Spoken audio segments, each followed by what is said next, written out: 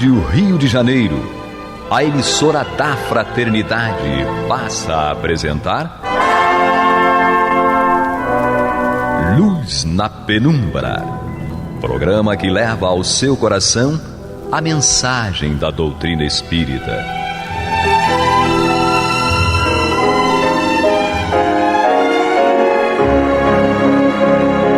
E com vocês, João Batista, para o estudo de O Livro dos Espíritos, da obra codificada por Allan Kardec. A paz do céu nos guarde, nos abençoe. Louvado seja nosso Senhor Jesus Cristo.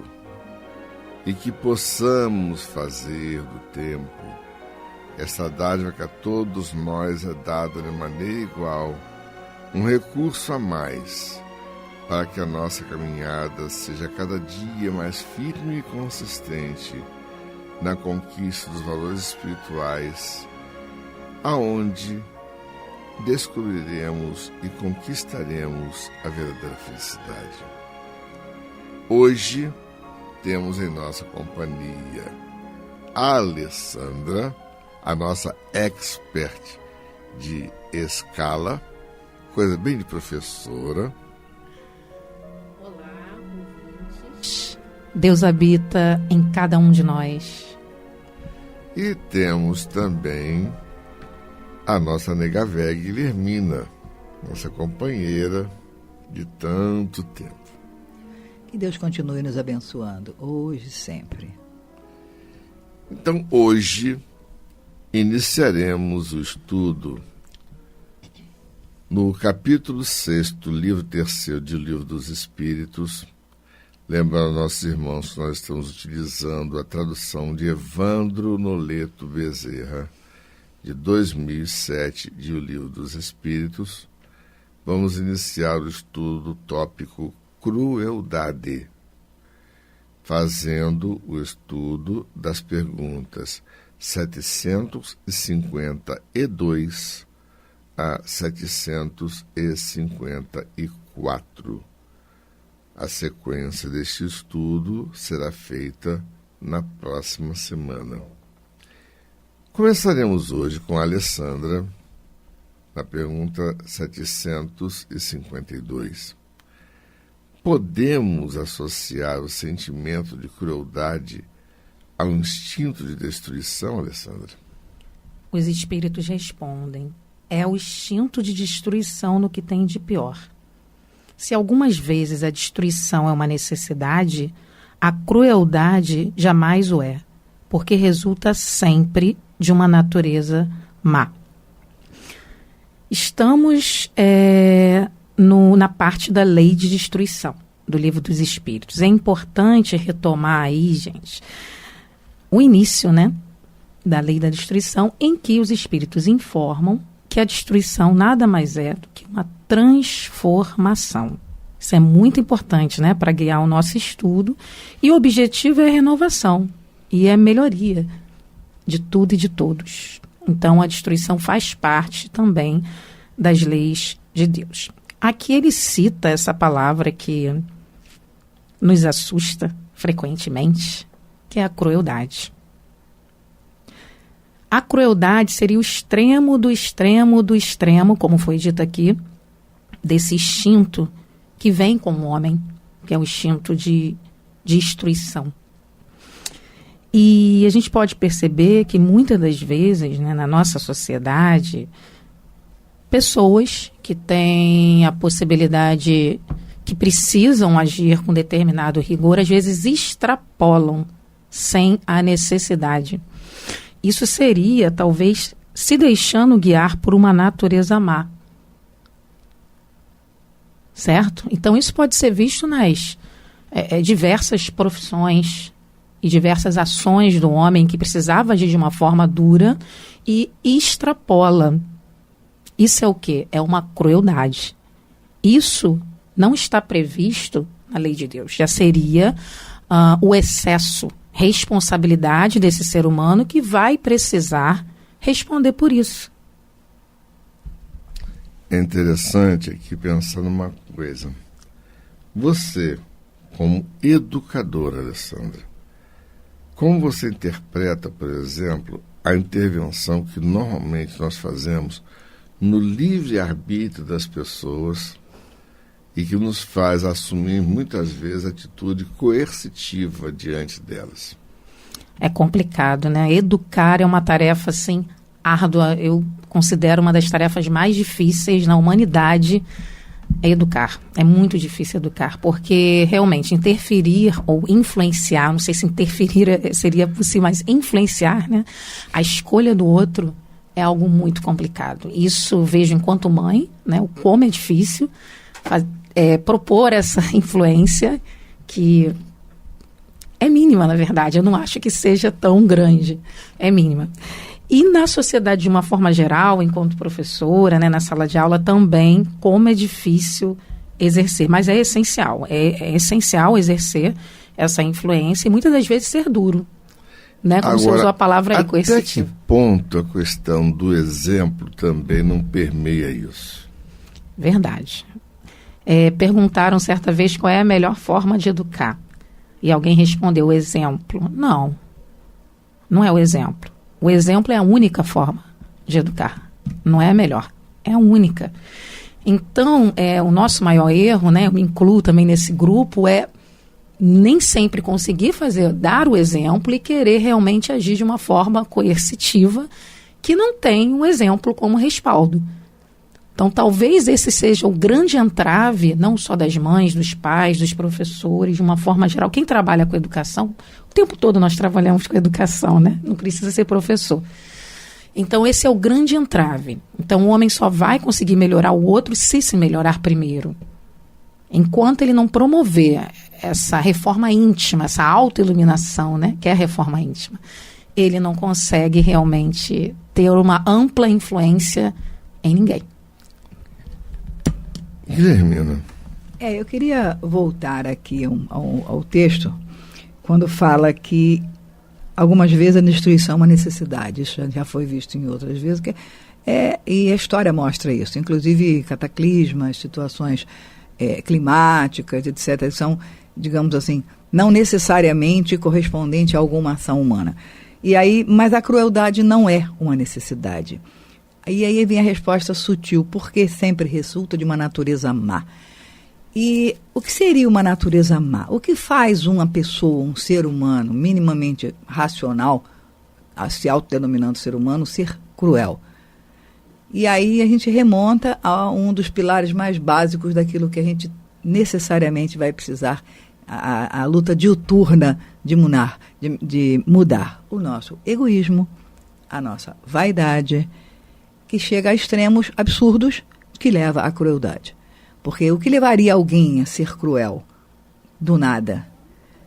Uma necessidade absurda de mostrar, independentemente de exemplos, só mostrar que ela, a pessoa, é a melhor. É a que merece os holofotes. É a que precisa de ser referência.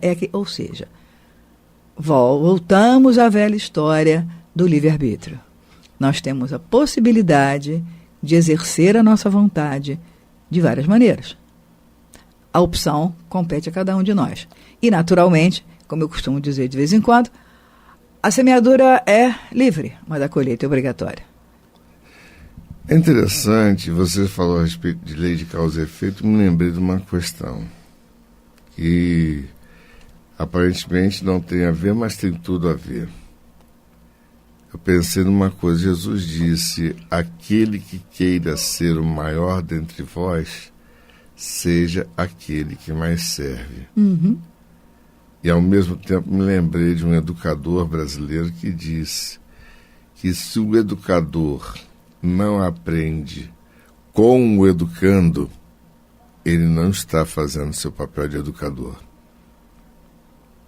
Remonta também, Paulo Freire. Sim, isso remonta também à questão de humildade. Eu só posso ver que eu posso aprender alguma coisa com o outro que teoricamente precisa de mim, se eu tiver a humildade suficiente para entender que eu não sei tudo e que eu preciso aprender. É a história. Bom, formulando a segunda pergunta, 753, para Guilhermina. Por que razão a crueldade é a característica dominante dos povos primitivos? Eu vou ler a resposta dos espíritos e vou começando já fazendo um comentário. Nos povos primitivos, como os xamãs, a matéria predomina sobre o espírito. Eles se entregam aos instintos animais e, como não têm outras necessidades além das da vida do corpo, só cuidam da conservação pessoal, o que geralmente os torna cruéis. Além disso, os povos de desenvolvimento imperfeito estão sob o domínio de espíritos igualmente imperfeitos, que lhes são simpáticos, até que povos mais adiantados venham destruir ou enriquecer essa influência. Enfraquecer essa influência. Aí eu queria... Por que a razão a crueldade é característica do dominante dos povos primitivos? Talvez... Eu diria que não necessariamente os povos primitivos. Lamentavelmente, a história prova que não necessariamente dos povos primitivos no conceito que Kardec colocou aqui. Mas... Aí é que está. Pois é. Eu coloco em questão uma coisa. Quando ele fala aqui de povos primitivos, será que ele está falando somente dos povos da Polinésia, da Papua Nova Guiné? Não especifica. Dos aborígenes australianos. Exato, o início da humanidade. Dos indígenas exato. Americanos do Sul. Os teoricamente na linha de sequência. Ou será que isso também não permeia civilizações inteiras que têm como uma característica maior a barbárie? Sim. É isso que eu estava querendo colocar. Porque quando a gente ouve ler o que Kardec coloca, quando eu falo em povos primitivos, remonta naturalmente aos povos primitivos historicamente na sequência da evolução da civilização. E aí eu já coloco a pimenta de que quem serão os povos primitivos? Não necessariamente. Mas voltando aqui, na explicação dos espíritos, que nos povos primitivos, naturalmente, pela lógica, a matéria predomina e aí a necessidade da autopreservação, da preservação da espécie, da preservação do grupo, soa como uma necessidade maior, uma prioridade maior, que é a necessidade da vida do corpo. E a conservação pessoal, obviamente, de si próprio. Sobrevivência do grupo, fala mais alto.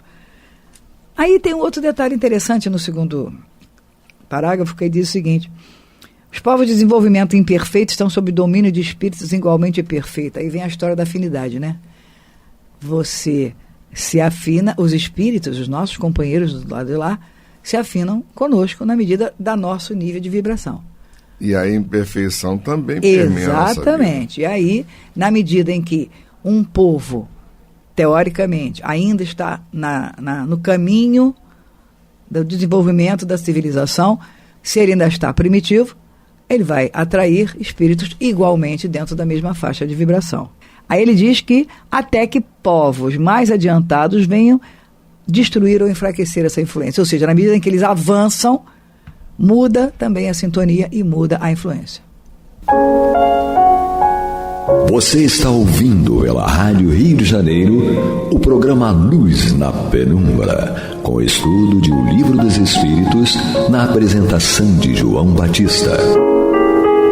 Só botando aqui uma casquinha de banana aqui. Esse termo, até que povos mais adiantados venham destruir ou enfraquecer essa influência, significa que você vai destruir os povos, ou que você vai, pela força, impor uma vontade? Ou será que esse destruir ou enfraquecer essa influência vai derivar do processo da educação? Todas as possibilidades possíveis. Eu consideraria que a melhor influência ainda é como disse a Alessandra, a única forma de educar é o pelo exemplo. Com certeza. O que você acha, Alessandra? Essa questão é bem complexa, né? Essa questão 753 realmente me assustou quando eu li tanta pergunta como a resposta. Rendeu um bom debate antes de chegarmos aqui, né? Mas eu destaco aí os espíritos falando no início, nos povos primitivos, como os chamais. Vocês, humanos, que estão agora encarnados da Terra, decidiram usar essa nomenclatura. E os espíritos tentaram responder de acordo, né, com a nomenclatura. Mas, nessa época, né, a sociologia ainda não tinha surgido, a antropologia ainda estava em processo de construção, então muito pouco se conhecia dos povos ditos primitivos. Pouquíssimo se conhecia. Como o João falou anteriormente, da questão do professor aprender com o aluno, isso vale para a vida de uma forma geral.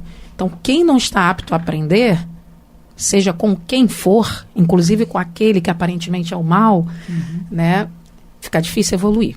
Então, nós precisamos ter essa abertura de aprender com o outro, inclusive com esses povos tidos como primitivos. Né? Se quer levar algum tipo de conhecimento, de repente, que eles não têm, nós precisamos estar abertos para aprender com eles. Como há pouco tempo, um estudioso aprendeu lá Ubuntu, né? Que é aquela teoria de todos juntos e não a competição. Então, um povo dito como primitivo, ensinando alguém que era considerado alguém mais evoluído, né? Com mais cultura. Então, o que é saber? Sabedoria é completamente diferente de conhecimento acadêmico. É algo que transcende, né? É aquela história do sujeito que era o barqueiro, que estava conduzindo a professora e um advogado numa travessia de um rio, e aí perguntaram para ele se ele era alfabetizado. Aí ambos disseram para ele que, como sendo analfabeto, ele tinha perdido metade da vida dele. Só que a correnteza estava muito forte, o barco virou. E ele tentou salvá-los, mas não conseguiu. Então ele gritou de longe: "Vocês sabem nadar?" "Não." "Então vocês perderam a vida inteira." O conhecimento aí nem sempre ele é apenas o acadêmico. É também aquele que se aprende na vida pela prática. E se nós juntarmos as duas coisas, realmente vamos entender que a observação, a dedução, como disse Sócrates, uma coisa apenas eu sei, nada sei. Por isso a importância, João, de quando qualquer pessoa pegar, né, um estudo desse para ser feito, é entender o contexto histórico, né? Em que contexto Kardec organizou, né, ajudou a organizar, codificou a doutrina, o que acontecia naquele momento, porque senão qual é o risco da pessoa pegar essa pergunta e utilizar realmente para oprimir outras pessoas, outras comunidades, outras sociedades, se sente respaldado pelo livro. Então é importante, né, o conhecimento histórico, o contexto, e concordo com a Guilhermina, né? Quem são esses povos primitivos? Eu falo em crueldade. Essa crueldade está presente em nós também, Exatamente. se não conscientemente, inconscientemente. Somos nós. Exatamente. Anterior a essa, não me lembro exatamente de em qual capítulo, que fala a respeito da questão da evolução espiritual em planetas mais primitivos, que a Terra, tudo isso, tal. E os espíritos dizem para Kardec categoricamente que os nossos ditos selvagens e povos primitivos não estão no início da caminhada. Esses já caminharam bastante e, se chegaram ao nosso planeta, já tem uma bagagem, e aquilo que você disse a respeito do Ubuntu. Uma comunidade tribal, aparentemente primitiva, mas que deu uma lição para alguém considerado civilizado, mas que vinha de uma sociedade altamente competitiva, enquanto a sociedade tribal ela é altamente colaborativa e solidária. E aí a pergunta: quem é mais cristão? Eu seria um pouco mais cruel: quem é mais humano? Já que estamos falando de humanidade. Exato. Bom, para encerrar rapidamente, Alessandra, pergunta 754. A crueldade não resulta da ausência de senso moral? Dizei que o senso moral não está desenvolvido, mas não digais que esteja ausente, porque ele existe, em princípio, em todos os homens. Mais tarde, esse senso moral fará com que os homens cruéis se tornem seres bons e humanos. O senso moral, portanto, existe no selvagem, mas nele está como o princípio do perfume no germe da flor que ainda não desabrochou. Depois tem um comentário. Leia. Comentário de Kardec. Todas as faculdades existem no homem, em estado rudimentar ou latente. Elas se desenvolvem conforme as circunstâncias lhes sejam mais ou menos favoráveis. O desenvolvimento excessivo de umas interrompe ou neutraliza o das outras. A superexcitação dos instintos materiais abafa, por assim dizer, o senso moral. Como o desenvolvimento do senso moral enfraquece pouco a pouco as faculdades puramente animais. Então, está tudo dentro da gente. E o melhor combate que pode haver é esse combate interno, fortalecendo o bem e as potencialidades amorosas que existem dentro de nós. Esse é o melhor combate a se travar. Não é com a sociedade, com o que está fora, é o que está dentro da gente. E é interessante que o termo educação significa trazer de dentro do homem aquilo que ele tem de melhor, né? E a resposta nos deixa claro que não existe o completamente mal. Então, todo ser humano, né, todo espírito que está reencarnando aqui na Terra, ele tem algo de bom. E é nesse algo de bom que nós precisamos apostar. E investir. Guilherme. E tudo leva... roda e volta para o mesmo ponto de partida, quando nós falávamos sobre povos primitivos. Porque... ele usa o termo selvagem. Selvagem. Aí você diz aqui, ele diz aqui, e o que é óbvio, que tem todo sentido, considerando as leis de Deus, que o senso moral existe.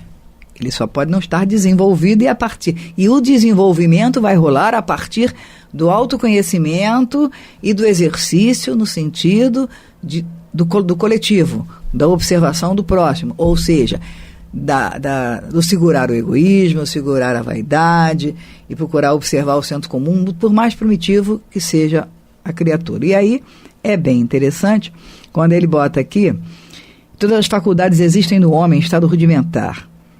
Aí se desenvolvem conforme as circunstâncias que sejam mais ou menos favoráveis. De repente, inclusive, a respeito da própria vontade, aí já entra a vontade do indivíduo. Tem a circunstância local, ambiental, cultural, atemporal, mas também a respeito da vontade do indivíduo, porque o cara caminha individualmente. Aí você vem, como exemplo, o desenvolvimento excessivo de umas faculdades interrompe ou neutraliza o de outras. Entra de novo o livre-arbítrio. E dá o exemplo, a superexcitação dos instintos materiais abafa o senso moral. Oh, que surpresa! Estamos em plena civilização do século XXI, isso nos torna, soa tão familiar. Assim como o desenvolvimento do senso moral, sim, enfraquece um pouco a pouco as faculdades puramente animais, ou seja, continua sendo o óbvio. Ou nós nos desenvolvemos intimamente, aprimorando o nosso livre-arbítrio na escolha do que pensamos, do que fazemos, do que propomos, ou vamos continuar com os nossos companheiros primitivos lá atrás, independentemente do nosso, aspas, desenvolvimento. Fechando o nosso estudo de hoje, eu lembraria de uma quadrinha de Casimiro Cunha. Ele diz: educa os teus pequeninos. Quem não aprende do amor, recebe a lição amarga da experiência e da dor. Então, se nós não fizermos a nossa parte de dar um exemplo correto e decente para aqueles que nos cercam, sejam eles quem forem, amigos, irmãos, pais, mães, filhos, nós estaremos depois colhendo o fruto da nossa incúria, porque nós falamos de doutrina, nós temos que ter a noção de que nós somos responsáveis de tudo e por tudo, acima de tudo. Nós não podemos dizer não sabia. Não tem como. Reflitamos a respeito. Que o Pai do Céu nos guarde, nos abençoe, hoje e agora para todo sempre. Que louvado seja nosso Senhor Jesus Cristo e que possamos fazer do tempo esta dádiva que a todos nós é dada de maneira igual, um recurso a mais, para que a nossa caminhada seja cada dia mais firme e consistente na conquista desses valores morais que tanto desejamos, para que construamos em nós a verdadeira felicidade. Graças a Deus. Graças a Deus. Graças a Deus. Graças a Deus.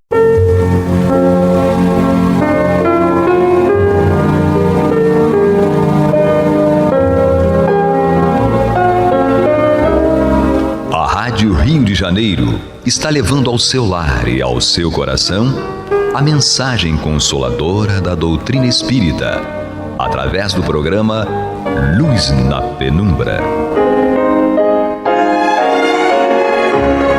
E agora com vocês, Antônio de Pádua Barbosa e Marta Batista.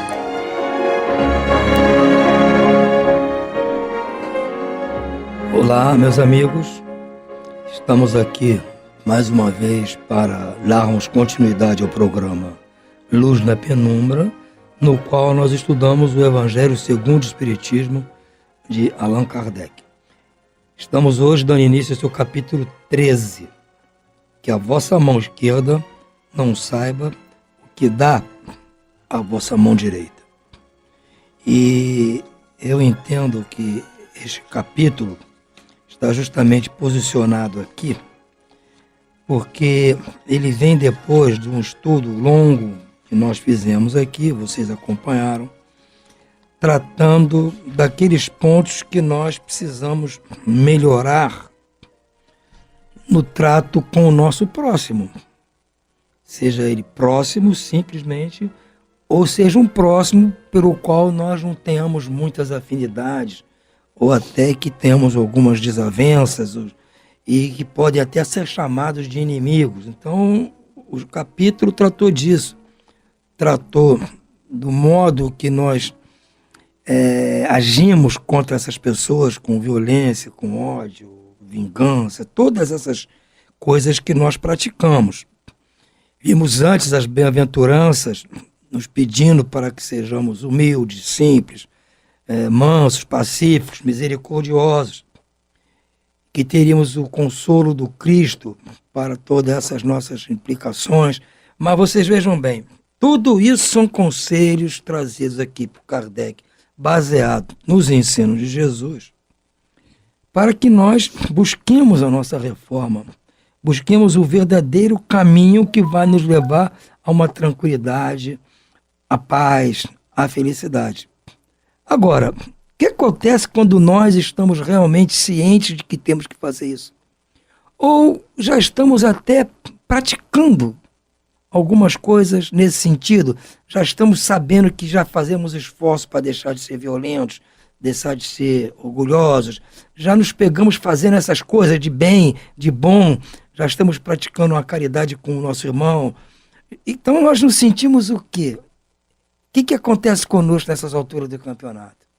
Vem aquele último defeitinho que precisa ser tratado com carinho, porque ele talvez seja o último a ser eliminado do nosso pacote, que é a nossa vaidade. Sem dúvida. Nós ficamos encantados conosco mesmos e já estarmos praticando o amor e a caridade, mesmo que seja muito incipiente, mas nós já nos achamos os tais.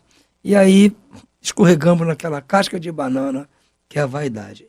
É disso que vai tratar este capítulo, baseado nessa célebre frase de Jesus, que a vossa mão esquerda não saiba o que dá a vossa mão direita.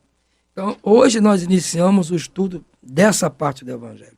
E para tratar desse assunto, está aqui conosco Marta Batista, como sempre, que vai brilhantar aqui o nosso programa, e na técnica, o não menos brilhante, Pablo. Então, para darmos início efetivamente ao estudo, peço a Marta que dê início aos seus comentários. Vamos lá, Marta. Vamos lá. Olá, amigos ouvintes. Vamos então prosseguir com os nossos estudos, né, do Evangelho. E como o Tony bem fez o resumo, né, da nossa trajetória, vamos falar hoje e estudar sobre fazer o bem sem ostentação. Vamos ver o que encontramos nas citações bíblicas para posteriormente verificar o que Kardec nos fala sobre isso. A citação nos diz assim: guardai-vos de fazer as boas obras diante dos homens, com o fim de serdes vistos por eles. De outra forma, não recebereis a recompensa de vosso Pai que está nos céus. Quando, pois, derdes esmola, não façais tocar a trombeta diante de vós, como fazem os hipócritas nas sinagogas e nas ruas, para serem louvados pelos homens. Em verdade vos digo que eles já receberam a recompensa. Mas quando derdes esmola, que a vossa mão esquerda não saiba o que dá a vossa mão direita, para que a esmola fique em segredo, e vosso Pai, que vê o que se passa em segredo, vos dê a recompensa. Mateus, capítulo 6, versículos 1 a 4.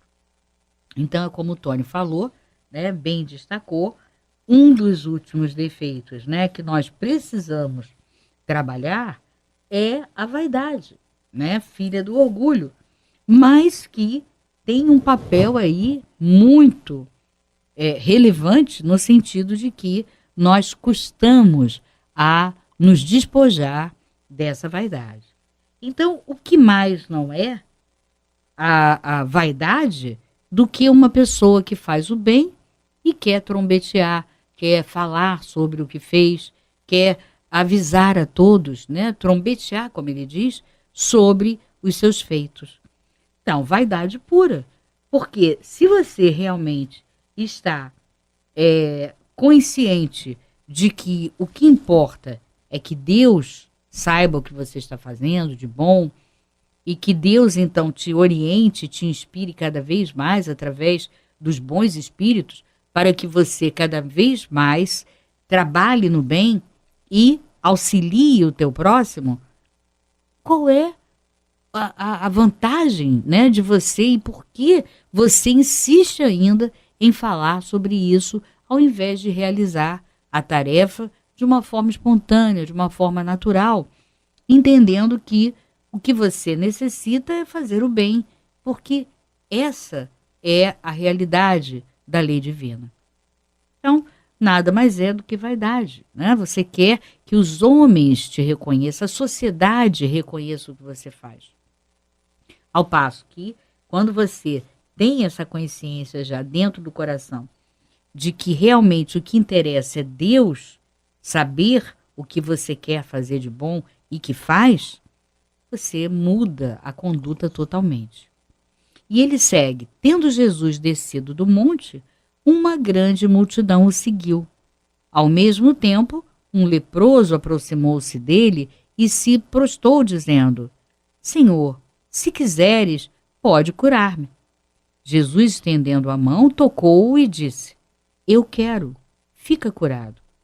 E, no mesmo instante, a lepra foi curada. Então, Jesus lhe disse: Não fales disto a ninguém, mas vai mostrar-te aos sacerdotes e oferece o dom prescrito por Moisés, a fim de que isso lhes sirva de testemunho da tua cura. Mateus, capítulo 8, versículos 1 a 4. Então, a gente vai começando a destacar, para que a gente possa entender melhor, né, o que Jesus queria nos dizer com a frase: que a vossa mão esquerda não saiba o que faz a direita, ou o que dá a vossa direita. Nós vamos perceber que nós devemos refletir, este é o objetivo do tema, né, em torno da obrigação de auxiliar o próximo, quer dizer, o dever de auxiliar. E a gente vai perceber também que as atitudes que nós devemos evitar, né, são todas mostradas aqui por Kardec, e que nós devemos, e quais nós devemos cultivar ao praticar o bem. Então, nessas duas citações, né, a gente primeiro pergunta, o que significam essas palavras? Não saiba a vossa mão esquerda, né, ou não, o que faz a vossa direita, ou o que dá a vossa direita, significa que nós devemos fazer o bem pela satisfação de auxiliar o nosso irmão necessitado, e não como um meio de chamar a atenção sobre nós mesmos, né? Que aí seria o nosso ego falando mais alto. E na realidade, o que importa, nós já constatamos, é que Deus saiba das tuas boas ações. Então, é isso que nós precisamos nos conscientizar. Então, não saiba a vossa mão significa aquela beneficência modesta, aquela beneficência que é o nosso objetivo. Uma outra coisa também que nós observamos é que Jesus afirma, né, que aqueles que atendiam, alardeavam, melhor dizendo, a caridade praticada, eles já receberam a sua recompensa. Sim, já receberam a sua recompensa. Por quê? O que eles queriam não era o seu orgulho, né, a sua vaidade ser destacada, né, para que ele recebesse elogios, para que ele fosse homenageado ou honrado, né, com a sociedade, as pessoas, né, observarem e comentarem, nossa, como fulano é caridoso, né, como ele faz a caridade. Ora, então, na realidade, né, esses que alardeiam não têm, na verdade, um objetivo de fazer o bem, de fazer a caridade. Eles têm tão somente aquele desejo de massagear o seu próprio ego. É algo que a gente precisa começar, né, ter mais maturidade e começar a eliminar. A prática do bem, né, com ostentação, ela demonstra que nós ainda estamos num estágio bastante complicado. É isso que nós precisamos entender. Quer dizer, podemos ter aqueles ímpetos, né, de vaidade? Tudo bem, isso acontece. Estamos ainda em transformação, estamos a caminho. Mas, cada vez que nós percebamos a nossa vaidade, né, falar mais alto, vamos meditar sobre isso. Vamos meditar e vamos começar a raciocinar de que maneira nós podemos eliminar. E a informação que Jesus nos deu é justamente de que nós queremos, né? A pergunta que nós devemos nos fazer quando esse ímpeto vier à tona, a quem eu quero agradar? A quem eu quero me justificar? Quero me justificar perante Deus ou perante os homens? Então é algo que a gente vai ter que se perguntar sempre, até que nós consigamos eliminar ainda esses vestígios de vaidade dentro de nós. Vestígios aí, né, quando eles surgem, porque não são vestígios, ainda está bem impregnado dentro de nós. E aí nós nos perguntamos, então, como é que nós devemos auxiliar o próximo? Nós devemos ajudar o nosso irmão de caminhada discretamente, né? E, evidentemente, devendo ocultar aquele gesto, né, que nós fazemos para auxiliar, para estender a mão ao próximo, nós devemos ocultá-lo, até para que aquela pessoa que está sendo auxiliada não se sinta humilhada.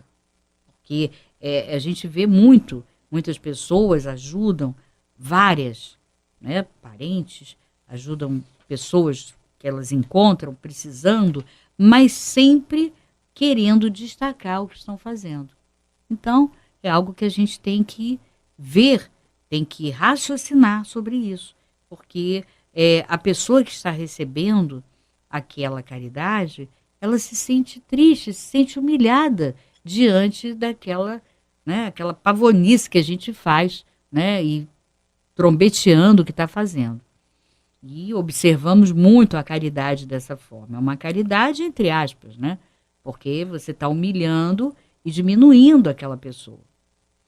Então vamos ver o que Kardec nos fala no seu texto, para que possamos retirar ainda mais informações. Ele nos diz: fazer o bem sem ostentação é um grande mérito. Esconder a mão que dá é ainda mais meritório. Quer dizer, então, é um mérito você fazer o bem, né? Sem ostentação. Agora, mais ainda, além de você não ostentar, é você ainda esconder a mão que oferece, a mão que dá. Então, é mais meritório, como ele diz. É o indício incontestável de uma grande superioridade moral. Porque, para ver as coisas de uma forma mais elevada que o comum, é preciso não considerar a vida presente e identificar-se com a vida futura. É preciso, em uma palavra, colocar-se acima da humanidade para renunciar à satisfação que o testemunho dos homens proporciona e esperar a aprovação de Deus, que esta sim é que nós devemos realmente levar em conta. Aquele que considera mais a aprovação dos homens, que é de Deus, prova que tem mais fé nos homens que em Deus. Quer dizer, nada disso a gente para refletir quando nós estamos na nossa vida do dia a dia e que acontecem circunstâncias como essa. Se a gente começa a raciocinar, a gente vai começando a ver o quanto é infantil, o quanto é imaturo essas atitudes, né, de nos vangloriarmos e de querermos a aprovação dos homens em detrimento da aprovação de Deus. E ele diz que a vida presente é mais importante para ele que a futura, ou mesmo que não acredita na sua existência da vida futura.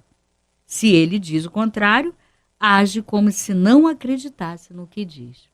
Então, toda vez que nós estivermos diante de uma situação como essa, não só no fazer o bem, no fazer a caridade, mas até em outras circunstâncias em que somos chamados a fazer uma escolha, né, de ter uma atitude correta, nós devemos pensar nessa vida presente versus vida futura. Porque esse é o mote para que nós, então, tenhamos a escolha correta, a decisão mais adequada naquele desafio. Porque se nós valorizarmos mais a vida presente, como ele diz, né, não valorizando Deus como mais importante, nós estaremos mostrando falta de fé ou ausência de fé na vida futura. E, além disso, estaremos, então, né, ao fazer isso, nós estaremos deixando de crer naquilo que a doutrina nos propõe, que é a vida futura como sendo aquele alicerce para que nós ampliemos a fé, né, cada vez mais, e ela se torne aquela fé robusta diante dos desafios. Porque, lógico, se a gente não passasse por nenhum problema, seria mais fácil. Mas como a gente passa por desafios o tempo todo, para que você amplie a tua fé, é necessário que você tenha em conta que o mais importante é a vida futura, ou seja, a tua caminhada, a tua jornada, a tua trajetória evolutiva. E ele segue: quantos existem que só ajudam com a esperança de que aquele que foi ajudado vá propagar o benefício recebido? E o pior é que essas pessoas utilizam como justificativa, né, que quando a pessoa não propaga que foi feito bem pelo fulano, é porque ele não é grato, né? Então, nessa condição de falar sobre gratidão ou ausência de gratidão, na verdade o que ele esconde é que ele gostaria que o que ele fez tivesse sido propagado, né? Aí, como não foi o suficiente, ele alega a gratidão. Ora, claro que a gratidão é uma virtude e que, claro, é muito agradável quando a gente lida com pessoas gratas, evidente. Porém, não é algo que você possa exigir. O que você pode é até esperar: puxa, que bom, fulano, né, tão grato diante do que os amigos fizeram, diante do que os pais fizeram por ele. Claro, isso é ótimo, mas você não pode exigir. Que à medida que você estiver exigindo, na realidade você está ocultando aí um desejo vaidoso de ser propagado o bem que você fez. ele segue então. Eis porque Jesus disse: aqueles que fazem o bem com ostentação já receberam a sua recompensa. Efetivamente, aquele que busca a sua glorificação sobre a terra, pelo bem que fez, já se pagou a si mesmo. Deus não lhe deve mais nada e só lhe resta receber a punição pelo seu orgulho. Quer dizer, aquilo que ele fez não será levado em conta. E, logicamente, que nós queremos que seja levado em conta, não só porque isso significa que nós estamos evoluindo, estamos progredindo, mas também porque, acima de tudo, estamos fazendo bem para alguém que está necessitado, né? Alguém que está sofrendo. Então, é importante.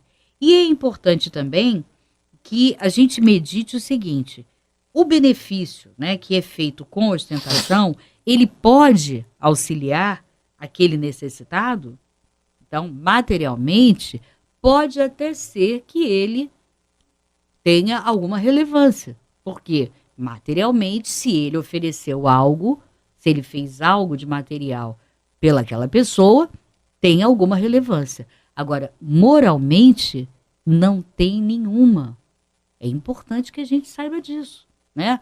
Ah, mas eu pensei, né? É por isso que tem aquela passagem que diz, né, que determinada pessoa colocou muitas moedas no gasofilácio, né? E aquela viúva que só colocou uma única moeda, a moeda menor que existia, né, que era a única coisa que ela tinha, ela realmente tinha colaborado muito mais. Por quê? Porque aquilo que você faz com ostentação, ou cobrando, né, ou humilhando a pessoa, ou querendo que seja pregoado, aquilo não tem validade alguma em termos espirituais, em termos morais. Então, é muito comum a gente constatar isso, né? Ver pessoas que fazem determinado bem, uma determinada caridade, mas elas dissimulam uma modéstia. É pior ainda, né? Porque se você realmente faz a caridade e ainda não conseguiu fazer com aquela propriedade da modéstia, tudo bem, é um momento, é uma etapa, né, que você está galgando. Agora, pior é você fingir que está escondendo a mão, quando na verdade você está ali de olho para ver o que a pessoa está, se ela está percebendo, para depois, em algum momento, mesmo que não seja ali, ela vai falar para os outros: nossa, tive a oportunidade de ver que fulano é caridoso, que a Beltrana é incrivelmente caridosa. Quer dizer, na verdade, está aí, de fato, mais uma vez, né, o ego querendo ser massageado.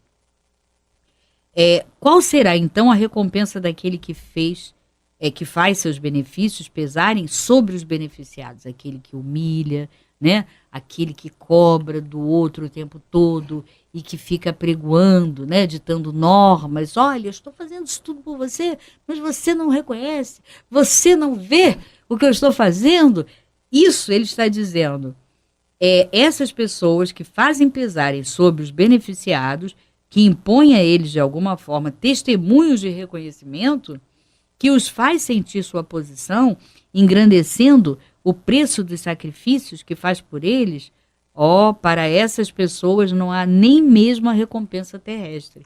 É justamente daí que a gente infere, né, que moralmente não tem valor aquela caridade, entre aspas, que foi feita.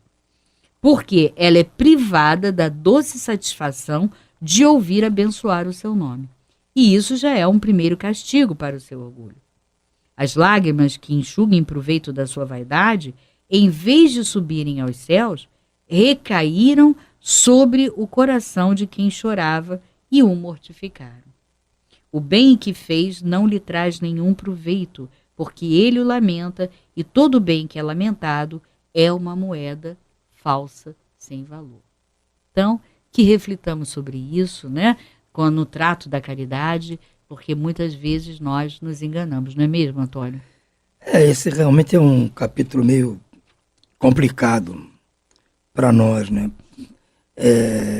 Ele permite que a nossa má atitude seja mascarada por uma série de situações. Que em tese você está fazendo o bem, você está tentando amar o próximo, mas você usa desse processo de caridade, de amor, para exercer o seu orgulho de uma forma diferente. Mas o nosso tempo já está esgotado. Ficamos aqui por hoje nesse ponto e vamos dar continuidade no próximo programa. Muita paz a todos.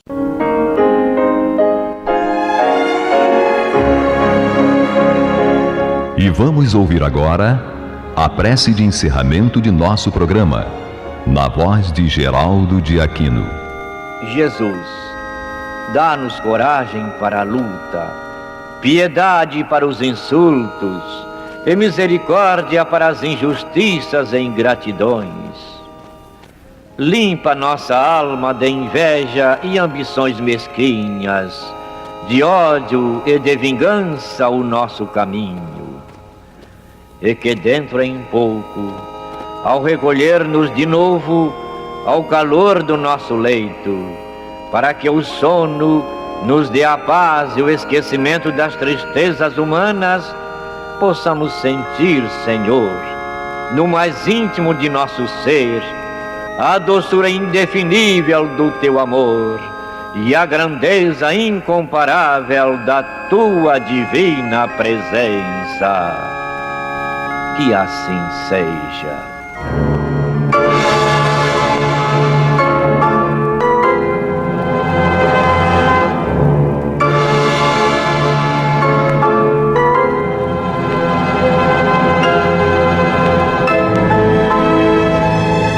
Acabamos de apresentar o programa Luz na Penumbra, que voltará a ser apresentado amanhã às 21 horas nesta emissora.